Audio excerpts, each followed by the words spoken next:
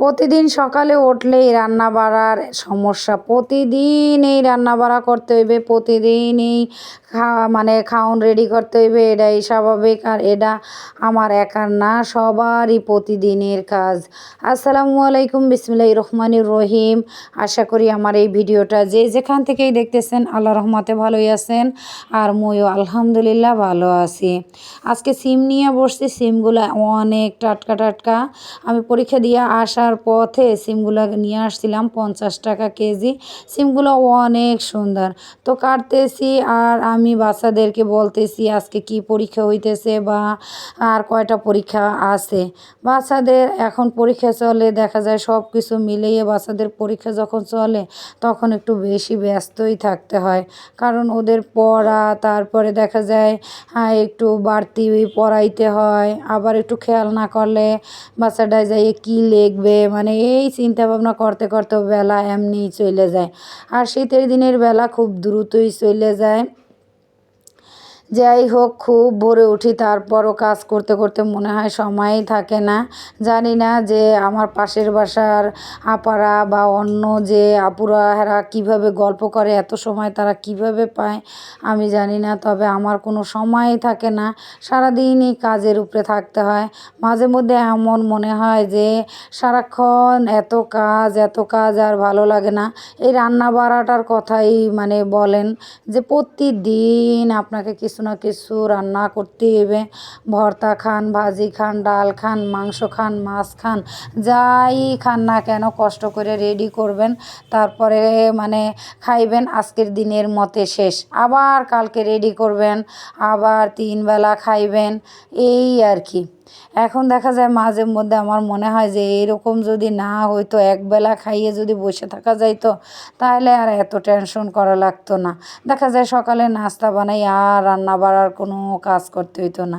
কিন্তু এভাবে কি করা সম্ভব? এভাবে তো আর সম্ভব না। যত কিছুই হোক না কেন, আপনি অসুস্থ থাকেন, কিন্তু তার ভেতরেও হয় আপনি রান্না করবেন, নয়তো বাসায় যে কেউই থাকুক না কেন সে রান্না করবে। এখন অসুস্থের উপরে অসুস্থ থাকলেও কাজ করতে হইবে, আর যদি সুস্থ থাকেন তাহলে তো কাজ করতেই হইবে। আবার মাঝে মধ্যে কি মনে হয় জানেন, যে না, বাচ্চারা সাথে সাথে একটু করলে ভালোই লাগে। তো ছোটোবেলা থেকে বাচ্চাদেরকে এই জন্যই মানে সব সময় বলি যে হাতে হাতে একসাথে সবাই মিলে কাজ করলে কিন্তু কাজটাও তাড়াতাড়ি করা যায়, আবার কাজ করেও কিন্তু মজা পাওয়া যায় বা আগানো যায়, এই আর কি। তো আজকের এই সিম কাটতেছি আর আপনাদের সাথে মানে গল্প করতেছি। আর একটা ভাবি এসে পাশে বসছে, তার গল্প শুনতেছি। তার মা অনেক অসুস্থ, কিন্তু অসুস্থ তার 3টা ভাই এবং তারা 2টা বোন। কিন্তু আমার পাশে বসে যেভাবে গল্প করতেছে তার অবস্থা তেমন একটা ভালো না। তাদের নিজেদের সংসার চালাইতেই একটু কষ্ট হয়। সেই ক্ষেত্রে মাকে আনলে আবার মায়ের ওষুধ খরচ, তারপর অনেক প্যারা, এই জন্য সে একটু মানে দ্বিধাদ্বন্দ্বে ভুগতেছে। আর ওদিকে ভাই আর ভাইয়ের বউদের কথা আর কি বলবো। একটা ভাই বিদেশ থাকে, 2টা ভাই বাড়িতে থাকে, কিন্তু তার মা অসুস্থ, বা তাকে যে সেবা যত্ন করতে হইবে বা টাইম মতো খাবার দিতে হইবে, এরকম জিনিসটাও যেন ছেলেরা ভুইলা গেছে। এখন আপনি হয়তো অনেকে বলবেন যে ছেলেদের জন্য ফরজ বা বউয়ের জন্য করা কি ফরজ বা এই সমস্ত কিছু। আমি ফরজ আর ফরজ না সেটা না হয় বাদই দিলাম, কিন্তু আপনি, আমি, মা, ভাই বোন, বাবা, সমস্ত ক্ষেত্রে আমরা তো মানুষ সবার আগে, তাই না? তো এই জিনিসটা কিন্তু আমাদের মাথায় একেবারে থাকেই না। কারণ যখন আমি তার জায়গায় যদি চিন্তা করি যে আজকে যে তার যে এই অবস্থানটা, এটা আমারও হইতে পারে, কিংবা আমার যারা আমাকে এই কাজ থেকে বিরত রাখতেছে তাদেরও হইতে পারে। তো এই চিন্তাটা যে না করবে তার কথা আর কি বলবো। আসলে মানুষ এখন আর মানুষ নাই, সবাই স্বার্থপর, যে যার স্বার্থ নিয়ে চিন্তা করে। তো সে কথা বলতে বলতে একটা কথা হঠাৎ সে বইলা ফেলাইলো যে তার একটা ভাইয়ের বউ তার মাকে এত তুচ্ছ তাচ্ছিল্য, এত অবহেলা অবজ্ঞা করতো, নানানভাবে কথা শোনাইতো। এখন সে ওই যে ভাইয়ের বউটা মারা গেছে, কিন্তু মারা যাওয়ার 3 দিন আগেও মানে তার মায়ের বুড়া বুড়া মহিলা এত খরচ করে, এরকম অসুস্থ হয়ে বিছনায় পড়ে রইছে, না জানি কত পাপ করছে, এই জন্য আল্লাহ তার শাস্তি দিতেছে। এই সমস্ত কথা বইলা বইলা মানে তারে এত যন্ত্রণা দিত। কিন্তু দেখেন আজকে 3 দিন পরে, মানে এই কথাগুলো বলার 3 দিন পরে সে এই দুনিয়া থেকে বিদায় নিল। মানে সেই এখন পৃথিবীতে নাই। তার এত সুন্দর সাজানো গোছানো সংসার, 2টা ছেলে মেয়ে, এখন কিন্তু তারা মানে এখন কি বলবো দেখেন, এখন কিন্তু তার মানে যে স্বামী সে কয়দিন অপেক্ষা করবে, তারপর একটা বিয়ে শাদী করবে, তার ছেলেমেয়েরা কিন্তু সেই ভুক্তভোগী, এখন তার ভোগা লাগবে। কিন্তু সে একটাবার চিন্তা করছে যে আমি যে কথাগুলো আমার শাশুড়িরে বলি, আমি কি এই পৃথিবীতে চিরদিন থাকবো, বা এই কথাগুলো শুনলে তার কষ্ট হইতে পারে বা সে কষ্ট পাইতে পারে, এই কথাগুলো কিন্তু সে একবারও চিন্তা করতো না। এখন দেখেন সেই বুড়া মহিলা মুরব্বী, সে যে এত অসুস্থ, সে কিন্তু এখনও বাচ্চা আছে, আল্লাহ তাকে আরও দীর্ঘ নেক হায়াত দান করুক, সে কিন্তু এখনও বাচ্চা আছে। কিন্তু সে যে এত দম্ভ আর অহংকার করলো, তার যে ছেলের বউ সে কিন্তু মারা গেছে হঠাৎই, মানে হার্ট স্ট্রোক করে সে মারা গেছে। যাই হোক, এই কথাগুলো পাশে বইসা সেইভাবেই বলতেছে। আমি তখন তাকে প্রশ্ন করলাম যে আপনি তো আয়না রাখতে পারেন, আপনি তো মেয়ে, তাতে কি, যদি আপনার স্বামী অনুমতি দেয় তাহলে আপনি আয়না রাখেন, আপনার মায়েরে কিছুটা দিন আপনার কাছে রাখেন। তখন সে বলল যে আমি আমার মায়েরে কিভাবে রাখবো বলেন, আমারই অনেক ধরনের ওষুধ খাইতে হয়, আমারই অনেক টাকা খরচ, তার ভিতরে মায়ের ওষুধ পানিতে অনেক টাকা খরচ। এখন আমি কি বলবো, ক্ষণিকক্ষণ চুপ করে বসে থাকলাম, কিন্তু কোনো বলার কোনো ভাষা নাই। তার মা তাকে বলে যে আমারে নিয়ে যা, আমারে তোরা নিয়ে যা, তোদের কাছে একটু কয়টা দিন আমি থাকি, এই কথা বলে। তারপরও সে সাহস পাচ্ছে না কিভাবে তার মাকে আনবে। দেখেন, আর একটা মা যতই কষ্ট হোক না কেন, সে যদি নিজে নাও খাইতে পারে, তাও তার সন্তানরে কিন্তু আগলাই রাখে। ছোটোবেলা থেকে কিন্তু কত কষ্ট করে একটা মা এবং একটা বাবা সন্তানের সুখের জন্য, সন্তানকে ভালো রাখার জন্য, তার অসুখে, তার যে কোনো সমস্যায় একটা মা কত কিছু করে। অথচ মায়েরা যখন মানে বুড়ো হয়ে যায়, কিংবা অসুস্থ থাকে, কিংবা একটু বয়সে মানে ভারীর দিকে যায়, তখন সেই মাটারেই যেন সংসারে আর কোনো কাজে লাগে না। সে যেন একেবারে মানে আবর্জনার মতো, মানে তারে আমরা মানে করি, মানে তার প্রতি আর কোনো আমাদের কোনো দায়ভার থাকে না। আসলে এটা কি ঠিক? আমি মনে করি ঠিক না। কিন্তু এই জিনিসগুলাই কিন্তু দেখা যায় প্রায় অধিকাংশ ফ্যামিলিতেই হইতেছে। আবার অনেক ক্ষেত্রে দেখা যায় বউরা কি এটা খাইয়ে ফেলাইছে, ওটা খাইয়ে ফেলাইছে, এটা কেন খাইবে, এটা কেন নেবে। আরে একটাবার চিন্তা করে না যে এটা যদি তার মায়ের বেলা হইতো, তার ভাইয়ের বউ যদি তার মাকে এই কথাগুলো বলতো, তাহলে তার কেমন লাগতো, তার কাছে কতটা কষ্টের, মানে কথাগুলো শুনতে কতটা কষ্ট লাগতো। এই জিনিসগুলো একটাবার ভাবে না। আর দ্বিতীয় কথা, সে যে এত কথা বলে, তাহলে কি মানে আমি বলতেছি যে সে যে এত কথা বলে, এই মায়ের প্রতি মানে অবহেলা দেখায়, এত কিছু বলে, তাহলে যে তার ছেলেটার সাথে যে সে আসলো, এই ছেলেটারে বড়টা কে করছিল? আজকে যে উইরা আইসা যে জুইরা বসলো, বা এত কিছু তার সব কিছু, তাহলে এই মাটার আর ছেলেটা যে বড় করতে কষ্ট হয় না? মানে এই জিনিসগুলা মানুষ অনায়াসে ভাবেই না। এখন অনেকে হয়তো বলবেন যে আপনি এত কথা বলেন, আপনি বা কতটা ভালো। তবে বিবেক বিবেচনা দিয়ে কাজ করলে কেউ কথা শুনাইতে পারে না, বা কেউ কোনো কথা বলতেও পারে না। আল্লাহ রাব্বুল আলামিনই ভালো জানেন যে কার বিবেক বিবেচনা কতটুকু, কাকে কতটুকু দিতে হবে। তিনি সেই পরিমাণে সেই অনুযায়ী প্রত্যেকটা ব্যক্তিকে দান করছে। যাই হোক, সমস্ত কথা শোনার পরে আমার আমার এত খারাপ লাগলো। তখন আমি তাকে বললাম যে আপনার যতই কষ্ট হোক অন্তত ভাইয়ের অনুমতি নিয়ে অন্তত আপনার কাছে আইনা কিছুটা দিন রাখেন, কয়েকটা দিন হয়তো রাখেন। তারপর যদি সামলাইতে না পারেন তখন না হয় আবার বাড়িতে দিয়ে আসবেন। কিন্তু কিছুটা দিন তো আপনার কাছে থাকতেই পারে। এই কথাগুলো আমি তাকে বললাম। আর কি বলার আছে বলেন? আমি মাঝে মধ্যে ভাবি যে এই যে আমরা সন্তান, মধ্যবিত্ত ফ্যামিলির মানুষেরা সবসময় কিন্তু সন্তানের উপরেই আমরা ডিপেন্ড করি যে আমার সন্তান বড় হবে, আমাকে দেখভাল করবে বা তারা ইনকাম রুজি করবে, তখন হয়তো ভালো মন্দ খাবো বা টাকা খরচ করব, শখ আহ্লাদ করব। যখন ছেলের বউ ঘরে আসে তখন সমস্ত দায়ভার যেন তার হয়ে যায়, সমস্ত কিছু যেন তার হয়। কিন্তু আমরা যারা ছেলের বউ তারা কিন্তু একটাবার চিন্তা করি না যে এই মানুষটা সারা জীবন তার ছেলেকে বড় করতে যাইয়া যে তার জীবনে কতটা যন্ত্রণা পাইতে হইছে, কতটা কষ্ট পাইতে হইছে, কতটা মানে কষ্ট সহ্য করতে হইছে। এই জিনিসগুলো কিন্তু আমরা অনায়াসেই ভুলে যাই। যাই হোক, মানে আমারে সহ সকলরে বোঝার তৌফিক দান করুক আল্লাহ যে প্রত্যেকটা মায়ের সম্মানই অন্যরকম। কিন্তু আমরা তো সেই মাদেরকে সেইভাবে সম্মান দিতে পারি না। আমরাও একদিন মা হইছি, একদিন আমরাও এই পর্যায়ে যাব, বুড়া হয়ে যাবো, তখন হয়তো আমাদেরও এরকম সংসারে কোনো কাজে লাগবে না। এই চিন্তাটা কইরাও অন্তত মানুষের অন্তরে একটু ভয় করা দরকার। আর এই চিন্তাটা যদি নাও আসে কিন্তু আল্লাহর ভয় তো তার ভেতরে থাকা দরকার।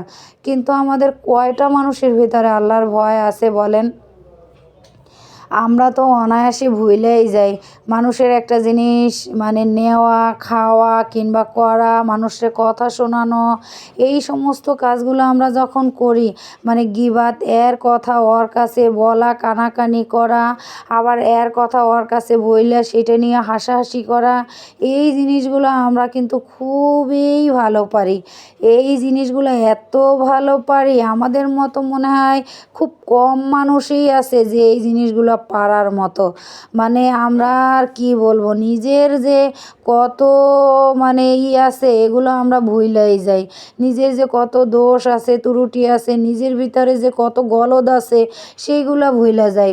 অন্যের দোষ, ত্রুটি, গুণ এই আলোচনা আর সমালোচনা করতেই ব্যস্ত থাকি সারা দিন।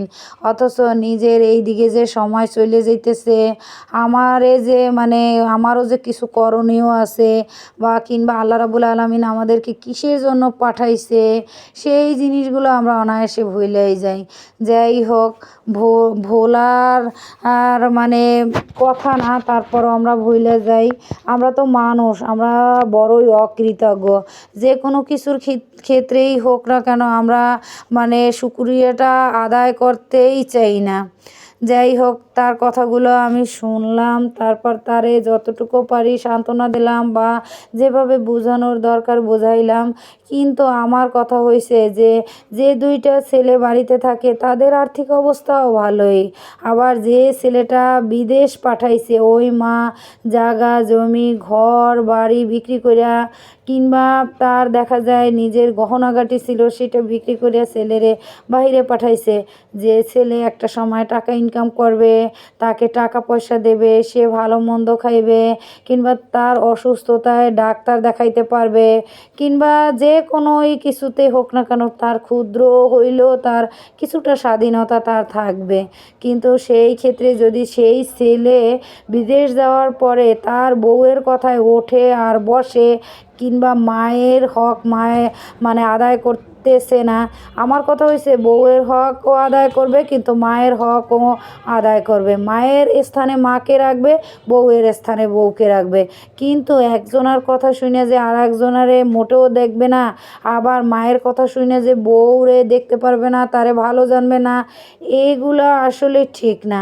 যাই হোক, সব মানুষের বুঝ, ব্যবস্থা, বিবেচনা, জ্ঞান, বুদ্ধি একরকম না। এক একটা মানুষ এক এক রকমের, এক এক ধরনের, এক এক কোয়ালিটির। যাই হোক, এই সমস্ত কথা মানে বলতে গেলে এখন কি আর বলবো। আমি এই কাজ করতেছি, আমার পাশে সেইভাবে বইসা বইসা কথাগুলো বলতেছে। আমার কাছে অনেক খারাপ লাগলো যে ছেলেদের অর্থ থাকার পরও তার মাকে ঠিকমতো ওষুধ এনে দেয় না, সে ঠিকমতো তার কাছে যায় না, তার কোনো কথা শোনে না। আর ওই মুরব্বি খালাম্মা এখন এমন পর্যায়ে গেছে যে সে একেবারেই অসুস্থ, বিছানায় পড়া, উইঠা পায়খানা প্রসাব পর্যন্ত সে বাথরুমে যেয়ে করতে পারে না। আর ২-১ দিন আগে সে মানে বাহিরে যাওয়ার জন্য তার মনটা এত অস্থির, তখন পাশের বাসার মানে একটা লোকেরে সে ডাইকে বলে যে, "বউ আমার একটু বাইরে বসাই দিবা?" তো সে ভালো জায়গায় বসাইছে। সে তখন খেয়াল করে নাই যে সে সাইড দিয়া পড়ে যেতে পারে। একটু হয়তো উঁচা-ঢালা ছিল, গ্রামের বাড়ির উঠান তো, তাই একটু উঁচা-ঢালা ছিল, সেটা সে মানে লক্ষ্য করে নাই, খেয়াল করে নাই। সে তারে ওইখানে বসাই দিয়ে সে চইলে গেছে। কিছুটা সময় পর সে এদিকে যখন মানে অন্যদিকে যখন ঘাড়টা ঘুরতে মানে চাইছে, তখনই সে উল্টি দিয়ে পড়ে গেছে। এমনভাবে পড়ছে তার একটা চোখ মানে বাম সাইডের চোখটা নিয়া মানে ৬টা-৭টা সিলি লাগছে। আর মানে বাম হাতটা প্রায় অনেক মানে জখম হয়ে গেছে। এমনি তো সে অসুস্থ, মাঝ আর হাড্ডি তার ক্ষয় হয়ে গেছে, যার কারণে সে উইঠা বসতে পারে না, পায়খানা প্রসাব করতে পারে না। আর এদিকে আবার সে আবার পইড়া যাইয়া ৬টা-৭টা সিঁড়ি লাগছে, তাইলে বুঝেন যে কী অবস্থা তার। কিন্তু দেখা যায় যে এগুলোও তার মানে ছেলের বউরা বুঝতেছে, দেখতেছে, কিন্তু তাদের মন এতটুকু কাঁদে না। সমস্ত কথা শোনার পরে আমার আজকে সারাটা দিন এত খারাপ লাগলো, মানে কি আর বলবো। সারাদিন অনেক মানে কষ্ট হইছে সব কিছু চিন্তা করিয়া।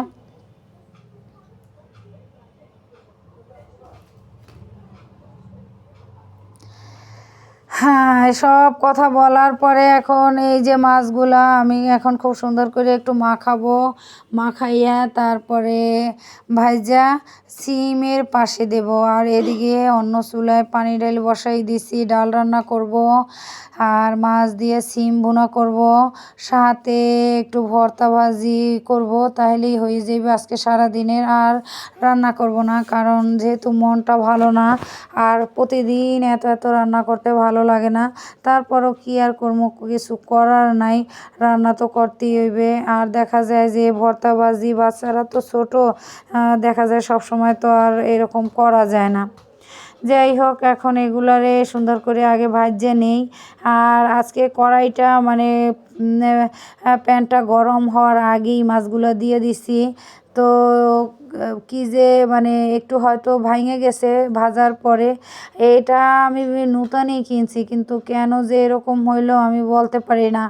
আরেকটা ফ্রাই প্যান আছে আমার অনেক পুরাতন, কিন্তু এখনও মাছ ভাজি করতে যাই বা যে কোনো কিছু করতে যাই না কেন, দেখা যায় কি যে কোনো মানে অসুবিধা হয় না, এখনও অনেক সুন্দরভাবে ওঠে বা মানে খুব সুন্দর ভাজা হয়। আজকের এই মানে কড়াইটা গরম হওয়ার আগে আমি মাছগুলো দিয়ে দিছি, এজন্য মাছগুলা মানে একটু একটু ভেঙে গেছে। আমার দেখে অনেক খারাপ লাগতেছে, কিন্তু যে কোনো কিছু ভাজতে গেলে দেখা যায় যে যদি মানে ভালো মতো না হয়, ভেঙে যায়, তাহলে আমার কাছে অনেক খারাপ লাগে।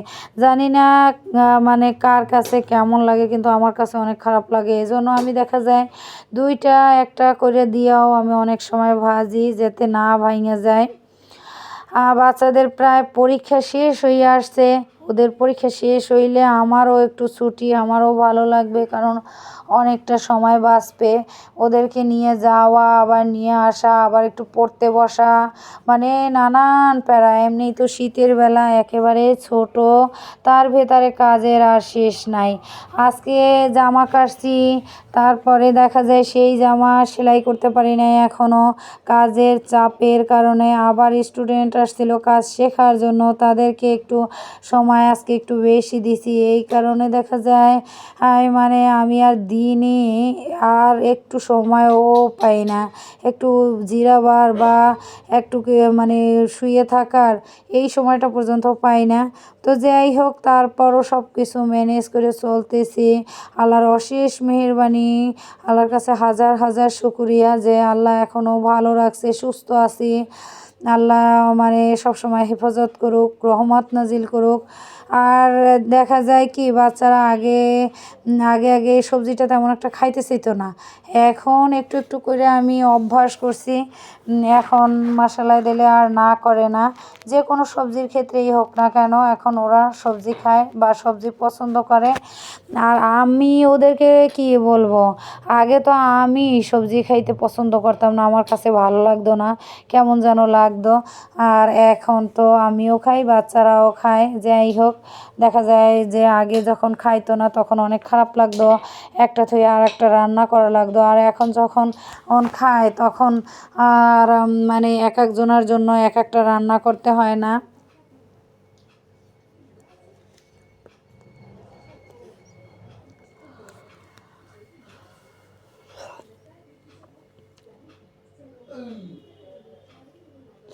মাছগুলো একটু এখন ভালো করে ভাজা তারপর উল্টাই নিব।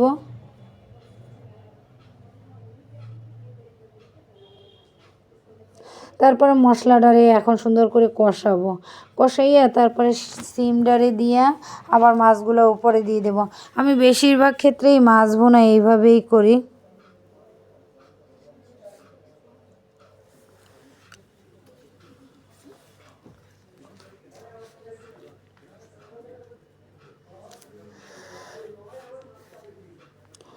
অনেক সময় দেখা যায় গ্যাসের পরিমাণ একেবারে কম থাকে, তখন ওই সময়ের রান্নাটা কিন্তু তেমন একটা মজার হয় না। সবজি হইলে তো একেবারে হয়ে যায়, মানে চোচরা দিয়ে যায়।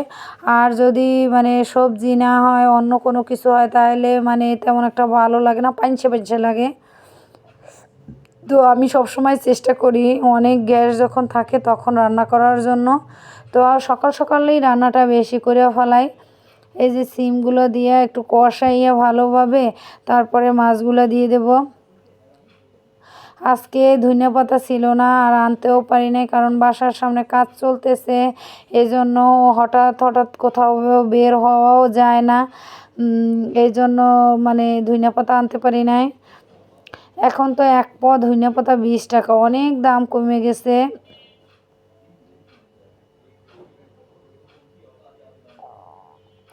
সিমটাও একটু ভালোভাবে একটু কষাইয়া তারপরে মানে মাছ দিয়ে তারপরে ঝোল দিয়ে দেবো।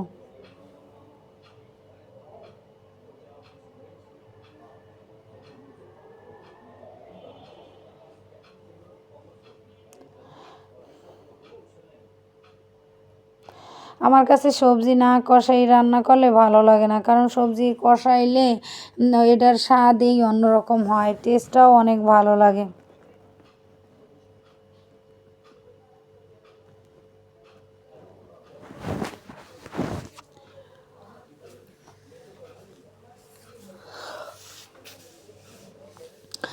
আর একদিন কটা সিম নিয়ে আসছিলাম, আরও 3-4 দিন আগে সিমগুলো একটু সেদ্ধ হয়েছিল না। তো আমি তখন ভাবলাম যে আর 2-1 দিনে আর সিম টিম কিছু কিনবো না, কারণ যেহেতু এই সিম হয়তো একটু মানে হয়ে গেছে, ঠুলটা হয়ে গেছে। তো দেখা যায় যে এই জন্য ওই দিন টাটকা টাটকা পাইছি, নিয়ে আসছি। এখন একটু ভালোভাবে কষাইয়া তারপরে ঝোলের পানি দিয়া মাছটা ছাইড়ে দেব। আর এই সিমটা আমার মনে হয় একেবারে টাটকা, তো এজন্য খাইতে ভালোই লাগবে। আর মাছ দিয়ে সবজি রান্না করলে যে কোনো সবজি হোক না কেন কিন্তু অনেক ভালো লাগে। এই যে মাছগুলা ভাইঙে ভাইঙে গেছে, আমার কাছে ভালো লাগে নাই যে মাছগুলো ভাইঙে গেছে, কিন্তু কিছুই করার নাই। এখন মাছগুলো যেহেতু দেওয়া হয়ে গেছে, এখন ঝোল দিয়ে দেব, একটু ঝোল দিয়ে তারপরে মানে একেবারে আবার মাখো মাখো করে নেব। অনেক কটা মাছই ভেঙে গেছে। যাই হোক, সবসময় তো আর একরকম হয় না, অনেক সময় ভাজা সুন্দর হয়, আবার অনেক সময় দেখা যায় একটু ভাঙা চুরে যায়। কিছুই করার নাই।